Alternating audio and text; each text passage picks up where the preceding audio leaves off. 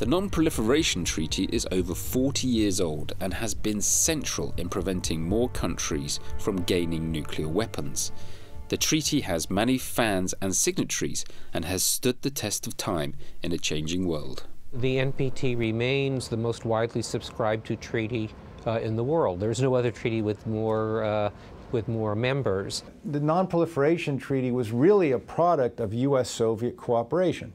Cold War, they disagreed on everything. We had thousands of nuclear weapons, but the two superpowers agreed on the Non-Proliferation Treaty. You have 190 states that have adhered to it. The breaches were a failure, and that had to do with Iraq, and that was Libya, and North Korea, they failed. But Iraq and Libya were brought back. So we sit there now with two big cases, the Iran affair and the North Korean affair. But all the rest, they have stayed away from nuclear weapons. You could argue, actually, that the system worked relatively well with Iran. Yes, Iran bought some things from Pakistan that it shouldn't have, but it ultimately got caught. And the warning system worked. But today there are new situations. One could say that the treaty's lack of mention of nuclear terrorism is a loophole. But despite this, its strengths outweigh its weaknesses. When it was negotiated, I think states parties were not particularly focused on the question of non-state actors, and so the NPT really says nothing about the dangers of nuclear terrorism. The problem with the Nuclear Non-Proliferation Treaty is it has a number of flaws, and we can talk about those flaws, but also that if you had to reinvent it today, you couldn't. I think you're hard-pressed to find any treaty that is without loopholes. Adherence to the NPT is not universal, and a few countries that are parties to the NPT have violated their treaty obligations. One weak point that the treaty has had from the beginning is that it acts by consensus, and any change is highly unlikely. Consensus rule, you know, yes, I think it can be crippling if it is misused, and it sometimes is. If you set up a conference on disarmament or climate and you decide it's going to be like consensus, well, then you have sort of hung up the snare for your own neck. One of the other real difficulties with the treaty is that there is a tradition, although there's not a legal obligation, to act by consensus. And what that does is to give a single state or a small number of states an opportunity to block a consensus decision. I think there's no prospect that there will be any formal amendment to the treaty. The amendment process is so cumbersome that it is virtually impossible. Nations' ability to leave the NPT, as North Korea did, angers many, but it would be difficult to change these conditions.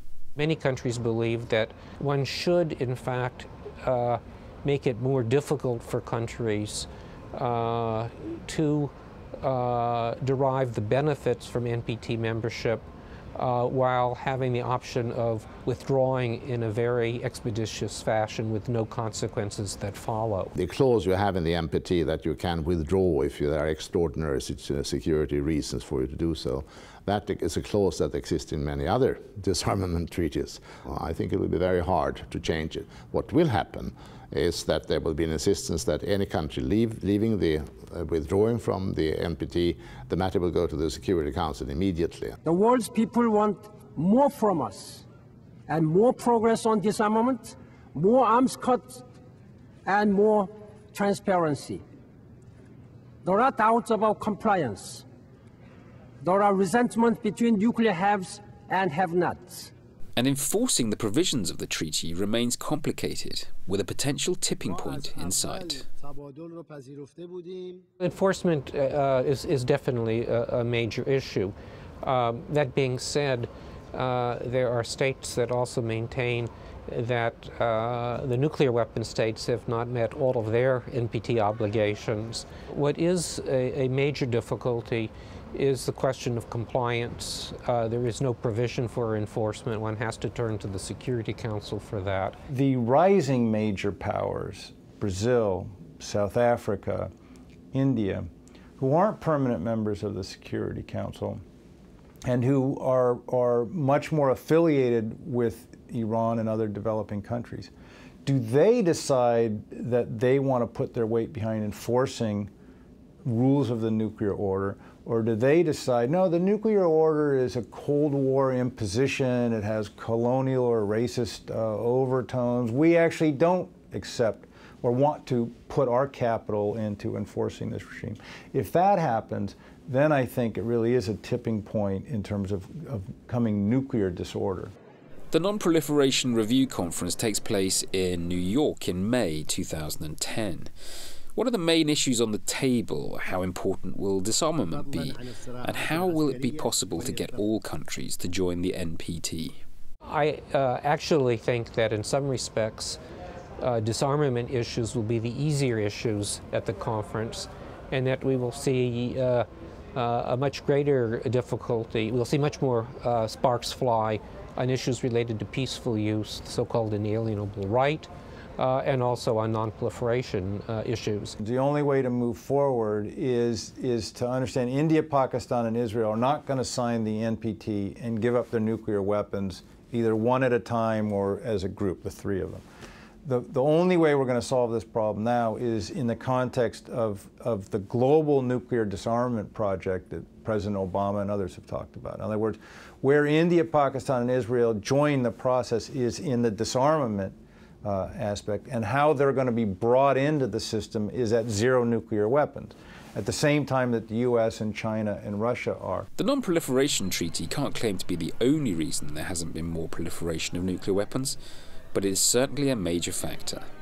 Most of the states that are parties to the NPT would stay away from nuclear weapons even without the treaty. But of course, the legal barriers is an additional barrier. There are many other barriers. There are some who have assurances of security through alliances, and there are many others who cannot develop nuclear weapons because they are not at that technological level. But a country like my own, Sweden, or Austria, or Switzerland, we are not in any alliance. We have no security umbrella. And even so, we consider that it is ours in interest not to be a party. I mean, a snake that is poisonous may run the risk of being killed even though it does not attack. And finally, on a positive note, countries who have gained nuclear weapons have not been cavalier with them, at least not yet. Those who have acquired nuclear weapons have turned out so far to handle it rather responsibly. The North Koreans perhaps are the ones who have been a little more reckless than the others.